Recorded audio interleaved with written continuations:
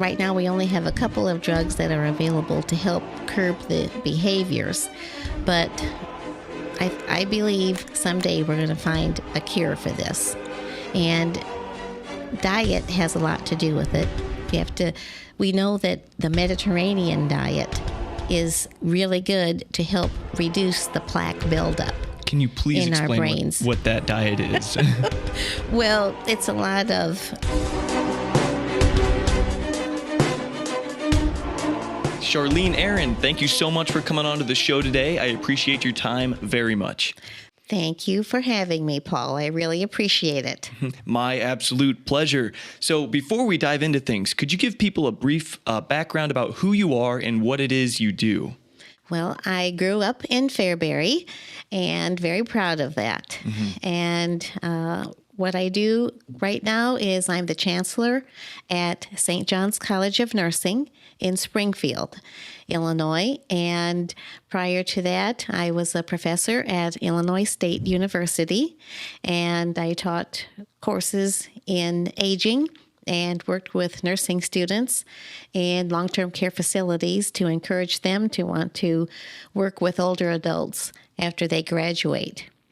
And I went to school to become a professional, in nursing education. And in order to do that, I achieved a doctorate in nursing and aging from the University of Iowa. And so I really enjoy academia, and now I'm leading the College of Nursing at St. John's and enjoy that very much. Wow. Yeah, you must enjoy academia. Those are quite impressive accolades there. And you didn't even mention the big reason that we're talking today. You've kind of made headlines in the area because of this book you wrote, Answering the Call, which I read in just one morning. Like, it's a good book. You wrote it very well. And it's all about, it's a guide to resilience for caregivers of persons with dementia. So just curious, how long did it take to write this thing? Actually, it took me about 3 years to write the book from start to finish. So I had started it after completing my research from the dissertation. And I was so taken aback from the conversations I had with caregivers of persons with dementia during my period of time collecting data. The data collection actually took 2 years because I did most of that collection in Chicago at a church in Southside Chicago. And I went there to church every Sunday for a year, only to establish relationships with the caregivers that were going to that church. So after that year, I started collecting data. And the different times I would visit with the caregivers, I listened to some pretty phenomenal sad stories. And the coping mechanisms that the caregivers shared with me were just astounding. And I came away from all of that thinking that I needed to develop some type of intervention for those caregivers to give them respite and comfort. And so I put a lot of thought into that, and that's what really drove me to write the book, because I thought that this book could be carried around with those caregivers who are isolated, who can't really get out of their homes to go to a support group meeting or go to the Alzheimer's Association functions that they put on, because they are pretty much needed at home 24/7 to provide this really specialized care. So I wrote it just for them so that they could, when they do get a moment alone, they could pull the book out, read a couple of chapters that they can identify with, and read the scripture that's associated with the chapters and get some comfort and solace from that. it's almost like you took the wisdom and the insights and some spiritually nourishing Bible verses and just spiritually nourishing guidance, I guess, and you put it in a bottle and you shook it up and then you put it in this book because it's all those things. I mean, before we hit record today, I told you that, one of my favorite quotes is the task of genius is to make simple the complex, to take a really elaborate ideas and to scrunch them down into words that are digestible to people like me. And you said you're a teacher, so I think you have a knack for doing that. And I think that's what really makes this book great. But really quick, I just want to explain to people why exactly you were in Southside Chicago collecting data. You said it was for your what exactly? My dissertation, yes. That is a requirement for a person who wants to achieve a PhD or a doctorate. So the process starts out with thinking about a question that you have. And at that time, I thought about why it is that people who are African American and who are caring for their aging family members who have dementia, they tend to not put them in the nursing home. They tend to keep them home and provide that care. So I just kept thinking about why is it? Why is that the choice that they make? Even though I know that in my own family, I can remember growing up in the household with 4 generations in my home. And I assisted my mom and my aunts to take care of my older adults as they got sick and passed away. There was no sending them to the nursing home. And so I thought, I can understand that piece because we want to take care of our own, but caring for someone who has dementia, I knew that was really hard because I've been a nurse for 44 years now. And so most of my care provision as a nurse took place in the nursing home. So I understood that type of care very well. But I just really thought that question is still out there about why, when the care gets difficult, the decision in African American families anyway is not to put them in the nursing home. So there must be an answer to that. So that was driving me.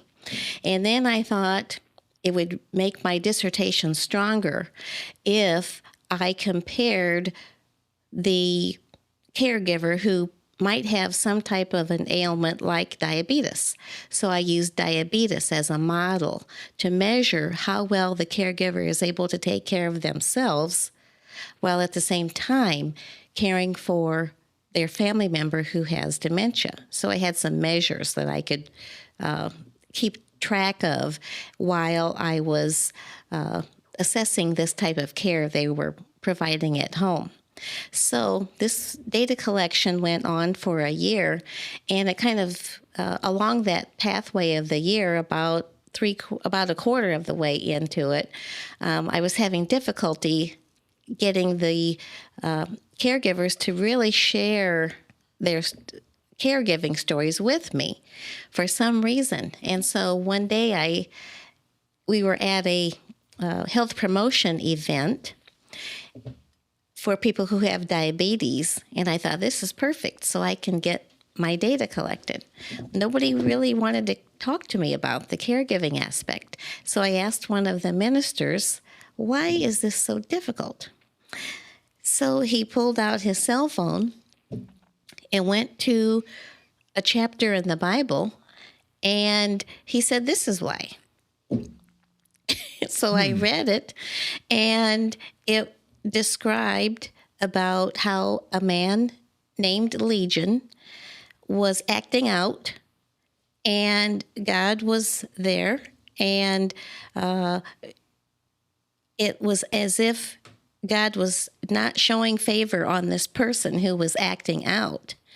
And the minister explained to me that this behavior that is described in the Bible is exactly what some people who have dementia, at times in the later stages, they display behavior that looks like what Legion was displaying, acting out and difficult to manage or control.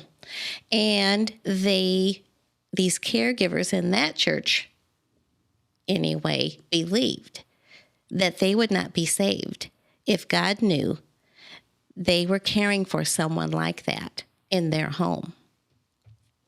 So immediately I thought to myself, how awful to feel that way. And someone must help them understand that it's really inverted, that those people, those caregivers, are doing God's work by providing this care at home. And of course they're going to be saved. So someone has to get them to change their beliefs and make them feel proud of the care that they're giving at home. And also to provide them some kind of resources that will help them sustain themselves as caregivers at home. Because what happens is people who have the disease of Alzheimer's, they're so well taken care of at home by their loved ones, and also in long-term care facilities, they're well taken care of. But the mental disease that is taking place, called dementia, that doesn't seem to get any better. But their physical state is great because they're being so well taken care of, that this disease can go on for years. And sometimes they live longer than their caregiver does, because the caregiver doesn't take care of themselves like they should. So that's why I wrote the book, because I wanted the caregivers who are isolated at home so that they have some kind of resource to latch on to, and maybe glean from some of the stories that are in the book so that they can try some of these different tactics to deal with the behaviors that they are dealing with at home. Before we talk about what exactly is dementia, what exactly is Alzheimer's, I want to ask more about this situation that you found yourself in Southside Chicago. Mm-hmm. First of all, Southside Chicago, isn't that a pretty rough side of Chicago? Did you live there? Or? No, I didn't live there. I drove there every Sunday. And it is rough. I had people, my friends and different colleagues I had worked with over the years, tell me, you need to be very careful, Charlene. Mm-hmm. You're not used to being in that area. Be very careful. And so I was. There were several times where I was frightened, but the reason why this worked for me is because I had been a member on the board of the Alzheimer's Association for several years. So about my third year into it, a new board member came on who happened to be affiliated with the church that I was going to be collecting my data from. And she introduced me to what we call a gatekeeper, someone who is well known and well liked, a member of that church who could help me meet more people, more people in the congregation, introduce me to the different pastors to help them accept me into their church, mm-hmm. and help me with the data collection when it came time for that. So by going through that process, there were people at the church that looked out for me and made sure I was safe. Okay, got it. So that's how that networking works. Okay. And I want to talk about this idea that they had that God help me to understand this. Was it that did they believe, these African-American families believed, that God had looked unfavorably upon them, and that is why their loved one was experiencing what looked like demonic possession, just like Legion in the Bible? Was it that, or was it that they didn't want God to know, like you said? Because that kind of confused me. They didn't want God to know, as if God doesn't know. I know everything. That's right. They believed that scripture was telling them, it was justification, that God's not going to show favor on them if he knows they are providing this kind of care at home. They really believed it. And so I learned after going through this process and writing up my dissertation and going out and presenting my research at different conferences, because I've been fortunate to present my research across the country and internationally as well. And I learned really early on that it is not only African American families that have this belief. And it's not that all African Americans have this belief. I want to be clear about that. This notion came from this church where I collected data. Because I collected data in this church, I also collected data from churches in Peoria that were predominantly African American, but that wasn't their belief at these other churches. So, but my first church that I collected data out of came from this church in Southside Chicago. So, and it is also true that many African American families want to take care of their loved ones at home. But eventually, when the care gets to be too hard, some of the African American families will resort to finding a long-term care facility for their loved one. But there is great guilt that comes along with that because they feel like they should have been able to take care of their own at home. And so after years of caring for more families, working with more families who are dealing with aging parents, it's not only African Americans that want to take care of their loved ones at home.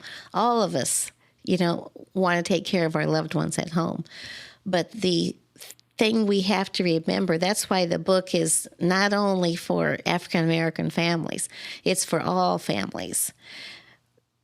Everyone is different, and the way that the person who has the disease of Alzheimer's or dementia behavior, it affects everyone differently, and each family is unique. So what's important for all families to know is that, of course, you want your loved one in the center, and you want to provide them with the most high-quality care, and you want to be able to provide that care yourself.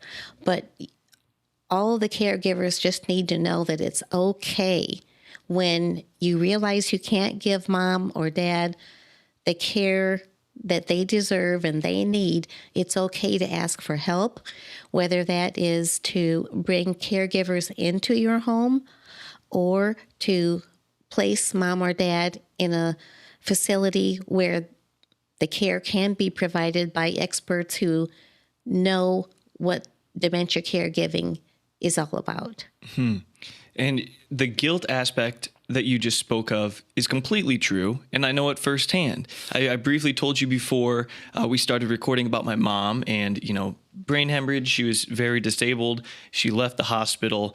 My brothers and his wife took her in for a few months, and it was just too much. She was extremely high need, and they didn't have the equipment or the know-how to give proper care. They handed her off to my brother and his wife and family, who also tried their absolute hardest, and same deal. They didn't have the equipment, the knowledge to give her adequate care that she needed and deserved. And so, it was a tough decision, but you're like, okay, we need to give her to professionals. And with the hope of her being able to get better and leave the facility that was giving her the care, the nursing home, the assisted living home, things like that. So yes, it's absolutely true. It's a tough decision, but I'm curious, do you think if you were looking at the averages among these demographics, whites and blacks, just to split it up like that, do you think that in the black culture, they are less likely per capita on average?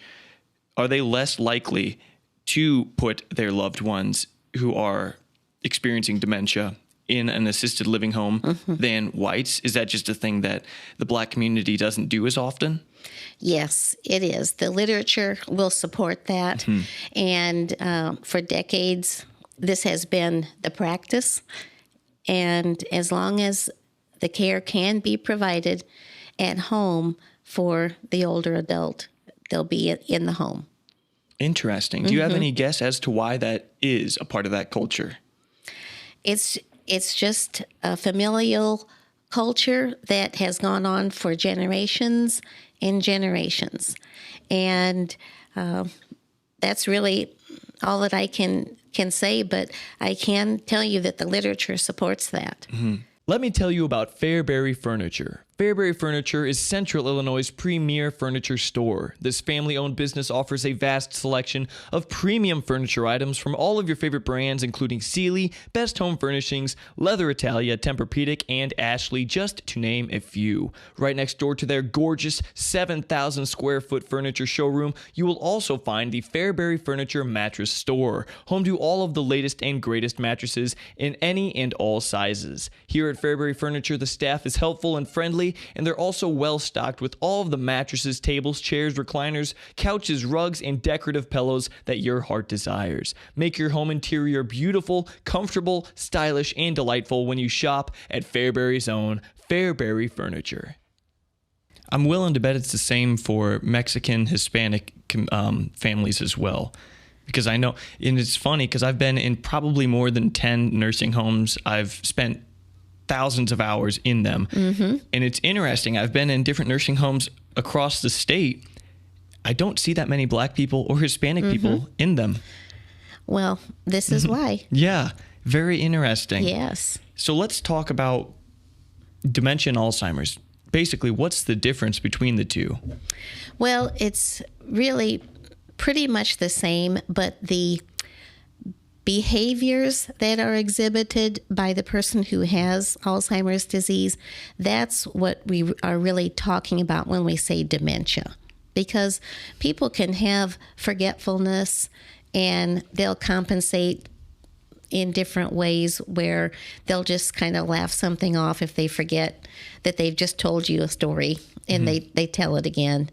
But, that isn't so disturbing. But what's disturbing is when the behaviors manifest in such a way that other people are bothered by it. Like an example is if someone is in a long-term care facility and has dementia and their neighbor down the hallway doesn't have dementia. So the person who has dementia doesn't have boundaries anymore. And so they think that the whole hallway belongs to them. And so they might go in and take some things and take them back to their room. And it doesn't bother them at all. But the person who doesn't have dementia is, of course, going to be bothered. So that's just one kind of behavior. But also the forgetfulness about just taking care of your hygienic needs goes away. Now, Alzheimer's disease, the dementia falls underneath that umbrella. And sometimes people will get the behaviors of dementia just gradually because of the disease progression. But another way to get it is from vascular dementia. Like if a person has a stroke, that's a physical change that happens abruptly to cause memory changes, cognitive function. So that's another facet of Alzheimer's disease. So it seems like dementia is an umbrella term for alarming cognitive decline or even decay, and Alzheimer's and Parkinson's and other specific diseases fall under that umbrella, and they are specific kinds of diseases that lead to excessive cognitive decline and decay, forgetfulness, and a whole host of other symptoms. Exactly. Okay, good. Yes. What exactly causes dementia? When is dementia? Is it a disease? Because I know I'm forgetful a lot of the time, and perhaps I have, the beginning signs of some disease under the umbrella of dementia. I don't know. But what determines whether or not something is dementia? You said maybe when it's uncomfortable or alarming to other people. Changes in your your daily behaviors, your daily routine, rather. Like if you notice that you're forgetting to people's names, and people's names aren't coming to you as rapidly as they normally would. Or if you forget where you set your glasses down more often than you'd like to admit, you forget your keys, lose your keys, or if you get behind the wheel of your car and it just takes you a few seconds to know what the next step is. Those kinds of things. And that's the start of it. And that's the time to talk to your doctor about these things that you're noticing at home. Like abnormal things to forget. Abnormal things to forget. That's right. And so things that you can do to ward those off are, first, as I mentioned, talk to your doctor. But also they say that learning new things, trying to make your brain work harder. Because if you just keep doing the normal things every day, your brain isn't challenged. It's good to challenge your brain. And so, read a book. Read a book that maybe you wouldn't necessarily have chosen, something different. Stay active and stay social. The aspect of being social is huge because you interact with others and they'll talk about something that's different from what you're used to talking about. Maybe they went on a vacation and they'll share aspects of that. Maybe they're going to start a new business. Different things to keep your mind just clicking, different synapses clicking so that you can stay engaged, stay in the moment. That's what helps people age successfully. So it's like you want to pave new neural pathways by ways of reading new material, engaging with people in different ways, learning new things, keeping your mind sharp. It's like if you walk down one path and you're walking down it slowly over and over, all the other paths are going to get weedy and stuff like that. So you got to keep going down these different paths. And great analogy. I know I live for analogies. It's how I understand anything, basically. All this smart people stuff that you talk about, I have to have analogies. So you got to keep your mind sharp. You got to challenge yourself. Reading is a good thing, you said? Yes. Okay. Study something new. People will say to me, are you ever going to stop going to school? Because it seems like I would get one degree done and then I go back for another. And it just kept advancing my nursing degrees. And then I had a long spurt of time as a director of nursing in long-term care, which I loved. I love working with older adults. But then an opportunity came for me to teach a college course part-time, and then I got the bug about academia. So I thought, well, if I'm going to be teaching, I really need to have my master's degree. So I went back and did that, and it was invigorating. Then I went on to get the doctorate, and that was it opened up a whole new world. I met all these other peers in my classes, and it was just awesome to be in a classroom with these other people and getting their perspective and about different topics, whatever we were learning about that day. And it's just like mind-blowing. And I loved that. And then I started teaching my students as a professor at Illinois State University at Mennonite College of Nursing. And when you're working with college students, you've got to be really on top of your game. So you've got to study even more to be prepared to teach your class. And I just loved that. And then completing the doctorate, that was just awesome. And I just continued to want to learn more. You have an obvious love and passion for learning then. Yes, that's right. And you asked about Alzheimer's disease. What is that? And physically, what happens is the neural pathways get clogged up with what we call tau, T-A-U, plaques. And so our cognitive ability, the way that we think, is interrupted because these plaques are within the pathways that allow the blood to circulate through the brain to allow us to cognitively function and learn new things. So I just really believe that continuous learning, lifelong learning, will help us stay away from dementia. Right. So as far as my very limited understanding of this disease of Alzheimer's goes, it's like, so you have synapses in your brain, right? And there's these two neurons that are right here. They're trying to connect to each other. They don't actually touch. They send neurotransmitters across this little bridge here. It's not really a bridge. They're just sending a signal, electrical signal, and different, neurotransmitters. And that whole area is called the synapse. Yes. And gunk can build up like gunk would build up in a hose. Exactly. And it starts with, or it ends with the tau buildup, like you were saying, and it starts with not amyloid plaque, something beta, I forget what it is. It's some AB thing. Amyloid beta, I think is what it is.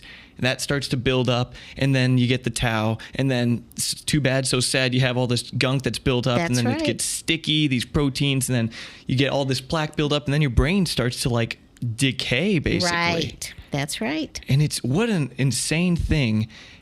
Let's get down to it. How do you prevent that from happening? Oh, no, you just said you learn new things, but is there a pill you can take to prevent that? Well, sadly, right now, we don't have a pill for that. But the scientists are working on this. But right now, we only have a couple of drugs that are available to help curb the behaviors. We I believe someday we're going to find a cure for this. And diet has a lot to do with it. We know that the Mediterranean diet is really good to help reduce the plaque buildup. Can you please explain what that diet is?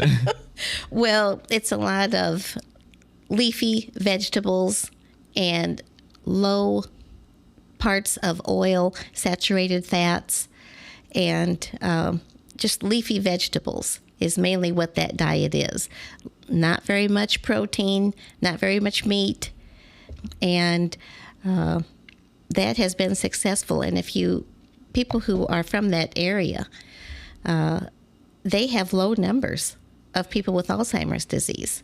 So there's something about that diet that contributes to improved cognitive health.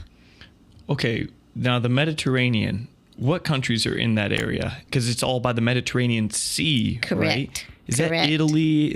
I don't know my geography very well at all. Yes, Italy, Greece, right, in that area. Okay, where fish is prevalent and beef is not. Fish is the main type of meat. Yes, not beef and pork. So it's mainly fish that is a part of that Mediterranean diet. Okay, interesting. And the leafy vegetables. Okay. It sounds like the Jesus diet, really. It's like a lot of fish and just some vegetables here and there, I guess. A lot of pasta, a lot of bread, a lot of the carbs and stuff, I guess. But, okay, so the Mediterranean diet, it at least shows promising signs of having components within it that can help stave off Alzheimer's. And the data would show that then. That's right. That's right. Very interesting. Okay, like what's a shopping list that someone who's, say, 65, who's kind of concerned about this type of thing, they're thinking, oh, I forget my keys in certain places. I just forget my keys in general. What is like some things that you could say, go pick this up at Dave's or whatever? Well, I would have to say the first thing to do is to check with their doctor about this because of those comorbidities I mentioned earlier. The dementia or Alzheimer's disease might just be one facet of that person's diet. So I would never just say, okay, start this Mediterranean diet right now. And I would say, check with your doctor. And also, I'm sure that the doctor is going to say, check with the dietitian to make sure that you're on the right track. But we do know research shows, and Alzheimer's Association talks about this as well, about the Mediterranean diet is showing favorability and helping people with cognitive difficulties and even helping families, because we know that Alzheimer's disease is hereditary. And so families need to switch to the Mediterranean diet. So I would start with the doctor, and then the dietitian, to look it up to see what kind of foods they should be eating. But we know that fish is a part of that diet, and the leafy vegetables. So go right to Dave's, to the produce aisle, and look at those veggies, and make that part of what fills your cart. And then get some fish, look up some different recipes on how to fix the fish so that you have variety in your meals. And also fruits are a big part of that diet as well. Oh, like berries, right? Yes. Okay, I've heard nothing but good stuff about berries in the brain. Yes, that's right. Okay, well, geez, it just sounds like eat healthy and make sure you're eating fish rather than other meats. That's right. And one other big piece to this is exercise. Right. What does exercise do? How does that help? It improves the circulation. So it's not just our lower body exercise, but it's the full body exercise. And it helps increase the circulation, the blood flow to our brains, as well as the rest of our body. And it's one aspect of promoting health. And that's one piece of the puzzle, I would say.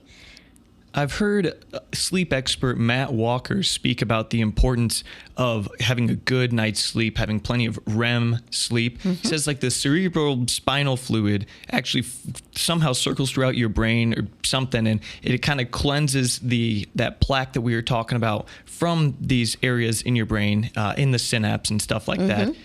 Is that an important part too, getting proper sleep? It definitely is. At least 8 hours of sleep is recommended. And some people are shaking in their boots right now. I know, and I am one of those, because I don't require a lot of sleep.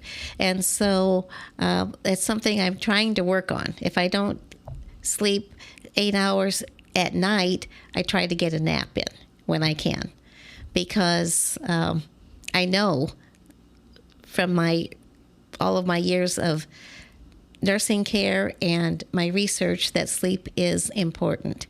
So I try to get it in, even if it's not all at once during the night. And you spoke about the importance of remaining social, having a good social life, learning new things, staying active, exercise. I'm sure you've heard of the Nun study, right? I have heard of the Nun study. Yes, okay. Yes. Even one time in one of my stints as director of nursing, when I first really learned about the Nun study, I thought, how interesting is this? I think it was David Snowden that conducted that study. And so I asked my nurses to just jot down some aspects of your life. What do you like to do? I know where you work. Tell me about your family life, and tell me about your goals. What do you want to do 5 years from now? And so they wrote it down, and I still have those papers with me. And so maybe 10 years from now, that was probably 20 years ago when I collected that from my colleagues. Wow. So maybe 10 years from now, I might pull those out and look back to see what those nurses are doing now. And how they're doing. And how they're doing. And so that the Nun study was really interesting, how they, just wrote down what they were doing before they got into the religious life. And as they looked back now, how do they feel now? And what were they able to accomplish? And how satisfied are they with their life, and what's their cognitive state right now? Right. It was very interesting. Wow, you really must be a total, I guess, a nerd, for lack of a better term. I have been called that before. Yeah, and it's a compliment, really. And it is a compliment, and that's how I like to take it. Right. Anyone who's conducting a 30-year study on their own time must really love what they do. Tri-County Carpet and Flooring in Fairbury is the premier flooring store throughout Livingston, McLean, and Ford counties. From choosing the perfect flooring to measuring and installation, Tri-County ensures top quality products and services. Their trained professionals boast precise measurements, straight cuts, and perfect fits, while their showroom houses a multitude of gorgeous, top-quality, name-brand carpet and flooring options in the latest styles and colors that are durable and long-lasting. With free estimates, design consultation, and contractor and multi-room discounts, Tri-County in Fairbury is your one-stop shop for all of your home and business flooring needs. Pay them a visit at 19 Jan Lane in Fairbury, Illinois, right off of Route 24, and give them a call at 815-692-3666. Tri-County Carpet, your flooring paradise.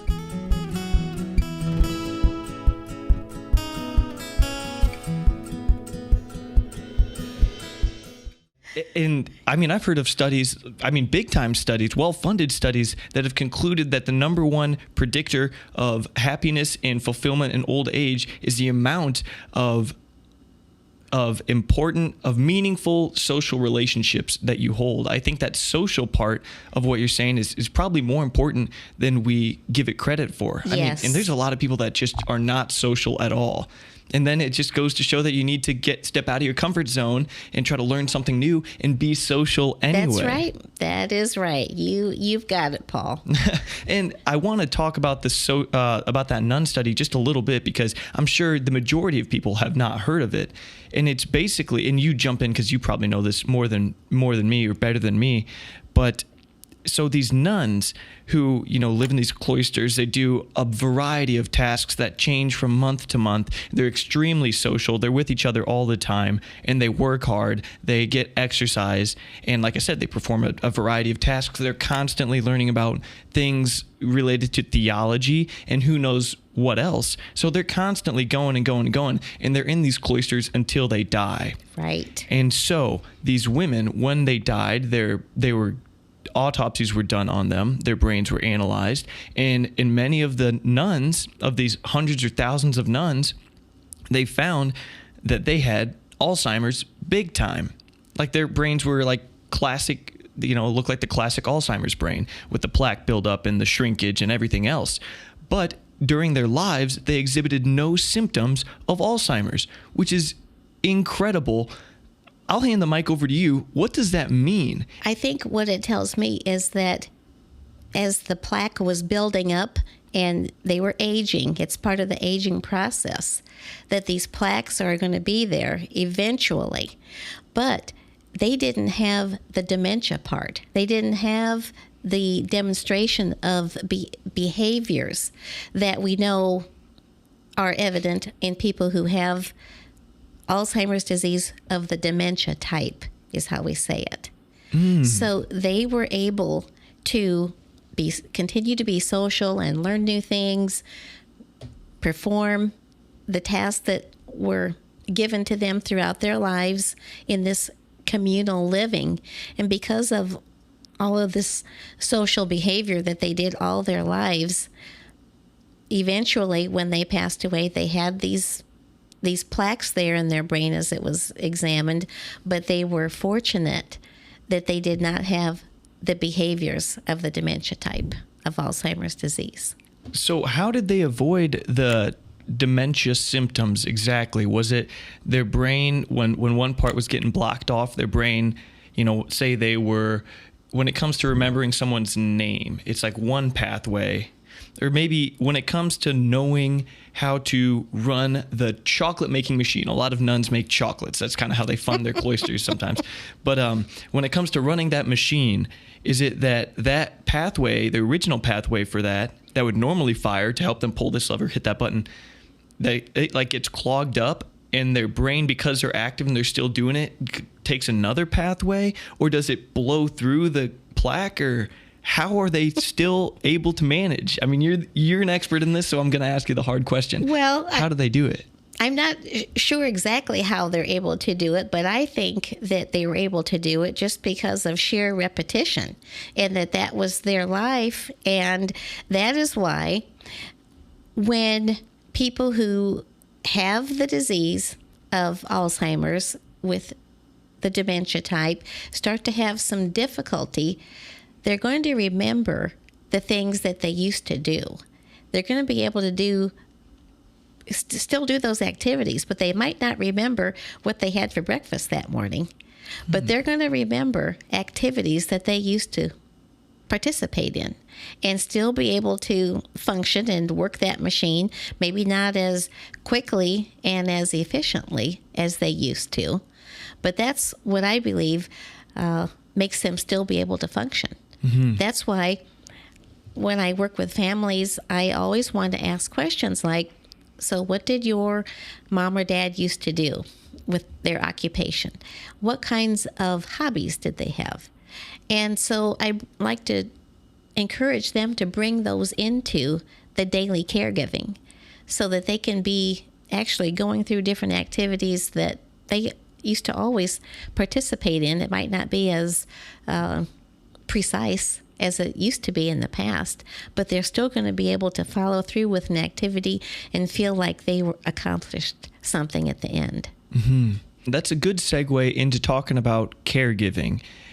You say that it's important to learn the past of the people that you are taking care of, that a caregiver is giving care for. You told some incredible stories in the book about how that's paid off in a beneficial way, to know that this person experienced this and that's why they're reacting to this in a certain way. Can you tell me more about why it's important to learn about the past of the person that a caregiver is giving care for? Certainly. It's really all about dignity. And when we are caring for people, we want to be respectful and remember who that person was, because suddenly when they are sick and having cognitive dysfunction, it's like they are a different person. If you're just objectively caring for someone who has memory loss, someone who has, I'll say, negative behaviors sometimes, they didn't used to always be like that. There's a reason why they're behaving and looking like this. So we have to first, in order to create a care plan that is effective and dignified, we first have to know who is this that we're taking care of today. And to learn that, we have to assess their past. And so we need to know, where are they from? Where'd they go to school? What was their profession? Who's in their family? Who's a part of their support network? And we have to know all of these things, and then that helps us really consider the whole of a person. And I think that what's important, because that's what God would want us to do, to consider the whole of a person. When we are, as a nurse, when we care for people, we don't get to choose who we're going to take care of. We take care of people who are homeless. We take care of people who might be having a challenge from dealing with addictions. We might be caring for someone who has not taken care of their hygienic needs for a long time. We don't get to choose who we're going to take care of. We have to take care of everyone, because that's what we're called to do. And so in order to do that and do it well, we must know about the whole person. So when we're going to create a care plan, and we create a care plan by understanding what the health issues are right now, and we involve the person and their family member in the goals for what we want this person to look like and feel like. And so then together we decide what the care plan is going to be, what interventions we're going to do to make that person feel whole again. And so that's the nursing process that I just described there. And the end of that process is how we're going to evaluate whether or not our plan that we developed is working. And so we can do a better job at all of that if we know who that person was and we bring in some of those aspects from their past life into the current care plan. They're more apt to achieve the goals that we put together with the family member helping me. And that person is going to be better off physically and cognitively. I see. Okay, that makes perfect sense. And from what I've understood, from what I've heard from people, from what I read in your book, it seems like when you take care of someone, obviously caregiving in general is very difficult, but when the person has dementia or specifically Alzheimer's, it's extremely challenging, extremely frustrating. And I just want to know how can one prevent becoming calloused and unsympathetic to someone with Alzheimer's, because they can push you to your they push you to the brink of almost not insanity. They can just really frustrate you, is what I'm trying to say. Yes. You know, they keep asking you the same questions. Maybe they're aggressive. Maybe they're mean. Maybe they're just so confused that it's impossible to guess what they're going to do next. Things like that. How do you prevent, if it was your mom, how do you keep from, hating your mom? Sure. Great question. So I've been asked that many times from caregivers. And my first piece of advice would be thank you for recognizing that you are at that point. And that's the point, to ask for help and remove yourself from the situation, even if it's only for 10 minutes or an hour, or maybe you need a day away. And so that's when you need to ask for help and have another sibling come in and help out, or get another person who understands how to provide this type of care to come in and relieve you, provide some respite for you, because you have recognized that you're at your limit and you need time to refresh, regroup, so that you can go back in and continue to provide this care. And I realize that some caregivers don't have anybody else that can get somebody else to come in and provide that respite care. Or I mentioned reaching out to maybe an agency that could send a caregiver to your home. That can get expensive, and maybe, it can't be afforded at that time. So that's another reason why I wrote the book, because it's a way, if you can get away for 10 minutes to read a chapter, and, maybe you're feeling that frustration, or maybe you're feeling guilty, whatever that feeling you're having right now, go to that chapter, read the stories, read the scripture, and hopefully it will provide some sustenance that is needed right in that moment to help you get over that hump that you're dealing with at the current time. There's an obvious Christian theme, a Christian not even undertone. It's right in front of you. There's Bible verses in like each chapter. Yes. How important is that element of faith, do you believe, in your own personal caregiving journey and the journey for a lot of other caregivers? And as I said, I've been to multiple nursing homes.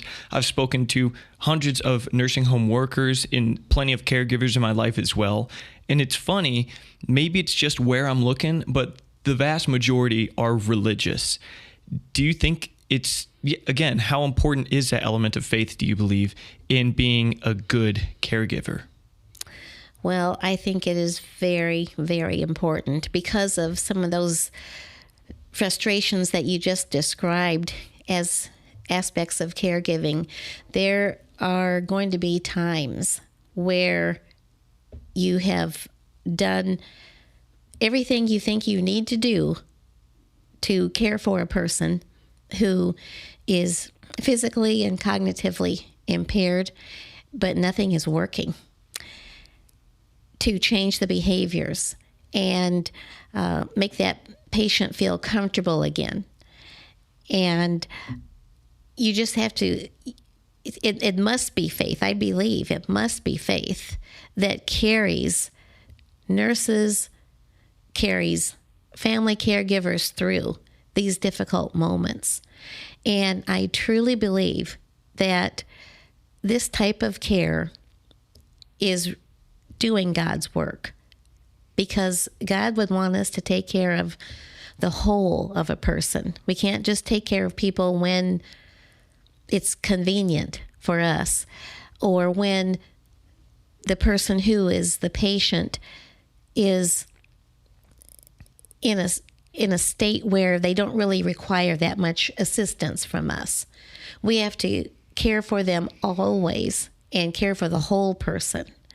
And that's what God wants us to do. So I feel that adding the scripture to the book is necessary to help all caregivers be grounded and be able to really connect one-on-one spiritually and know that they are doing God's work. And I feel like that will help sustain the caregivers through any caregiving journey. Right. And something that's just a little bit beyond the natural science is, in some metaphysical, it's beyond me. I don't know. But it's as though reading the Word of God truly is spiritually nourishing in the same way that healthy food is physically and biologically nourishing. There truly is, in the beginning there was just the Word, right? God lives in these words and principles and values taught in the Bible. So it wouldn't be at all surprising if by reading these verses specifically in certain parts of the Bible that you truly are nourished enough that you can continue to give adequate care. And it just blows me away. And I've thought about it from an atheistic perspective as well, how these principles laid out by Christ are so profound and so true and so useful, and they were written 2,000 years ago, that it's just mind-blowing. It's like either someone exceeded all probability and gave the most profound, timeless wisdom all from one person 2,000 years ago, and they nailed it, and we're still just reading the book because it was that good, or God truly lives in the Word and God is real, and it would be a good idea to have a good connection with Him. But it's just, I love what you're saying, and I think that turning to God in times of all serious difficulty would be a good idea. That is right, Paul. Man, you get it. Well, I just talked to so many people on the show about this type of thing. It keeps driving it home, and really it kind of freaks me out. It's just like, man, what a crazy reality this is, that God is real, and this is how you connect with Him. I don't know, it's just incredible stuff. But how important is faith to you? We're getting towards the end of this thing, but how big is your faith? Very big, very big. I am Catholic, and I didn't know that. Awesome. I am. I converted 44 years ago when I was about to marry my husband, and I feel very close to God. And I am so fortunate that almost 6 years ago now, I was recruited to my current job as the chancellor at St. John's College of Nursing in Springfield. And that College of Nursing happens to be the oldest Catholic College of Nursing in the United States. Wow. And so everything we do is mission driven. And so the mission of the hospital, our college is a department of the hospital. And so the mission of the hospital is that we care for the whole person, no matter what they present themselves with when they come to the hospital. Our mission at the College of Nursing is that we will educate everyone, no matter what. And we want to make sure that we instill in them professionalism and nursing in the tradition that the Hospital Sisters of St. Francis started with 135 years ago. And so everything we do, all the decisions that are made, there's a spiritual undertone to everything, and a very strong mission, so that we convey to all of our students that St. John's College is a safe place to come and learn to become a registered nurse. And we want to make sure that they take that mission with them when they graduate and practice out in the community. And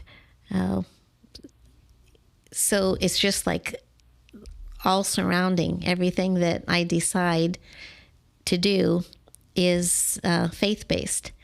And I consider everything the whole. And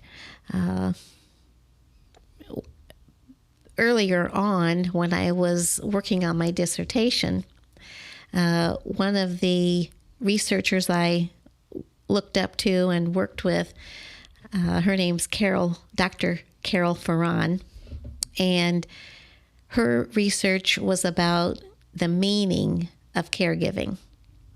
And so we dug really deep into the meaning of not just caregiving, but everything.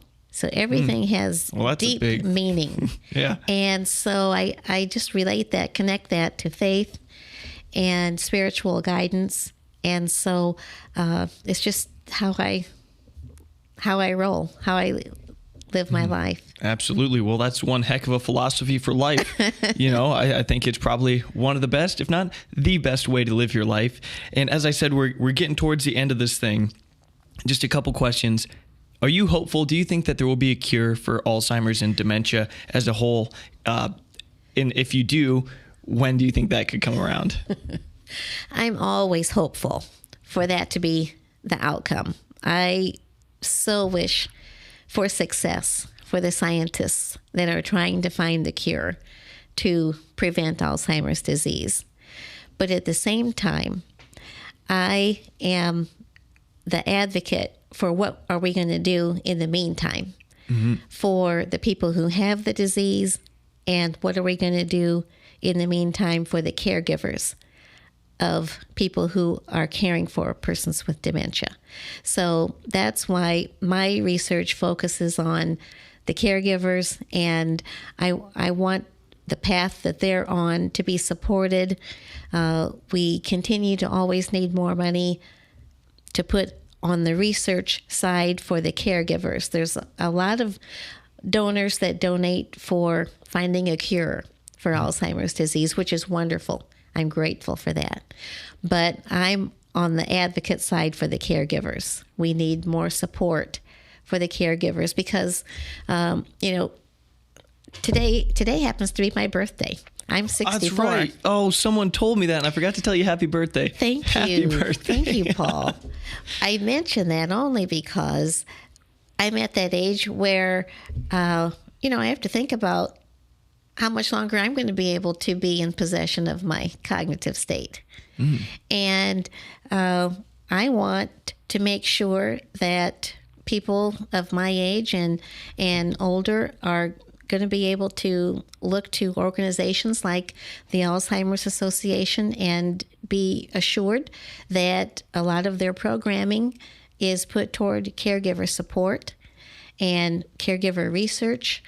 So I'm a big advocate about that. And when I go out and talk, I just want to make sure that I can reassure the caregivers that there are advocates out there for them as well. And so when we have these Alzheimer's walks, I just want to encourage everybody to participate in those because we can continue to need that research. And now you said something there that I got to ask about. Is cognitive decline a normal part of aging? I mean, it is. Is it? It is. It is a normal part of aging, but the degrees are different in everyone. And so, again, back to staying active, eating right, staying socially active. Those are things that you'll want to do till your last day. Right. So dementia, this alarming excessive forgetfulness and things like that, that's not normal. But I mean, the brain does lose mass over time, just like every Sure. other part of the body. So Sure. a little bit of slowing down, slight slowing down is normal, but dementia is not normal. Correct. Okay. I just Correct. want to make sure there. Yes. So, okay, here we are. We're at the end of this thing. It's been a fantastic conversation, but I want to end with, where can people find Answering the Call, a guide to resilience for caregivers of persons with dementia? As I said, it's a great book. So where can people find that and buy that? Barnes & Noble and Amazon.com. You can get a copy in both of those places. Excellent. Well, Charlene, you are doing absolutely great work. It's been a pleasure talking with you today. I've learned a lot. You have stimulated my brain. I mean, it's been great. So thank you so much for your time today, and good luck with this book. Again, Barnes & Noble, Amazon, Answering the Call. Thank you. Thank you very much, Paul.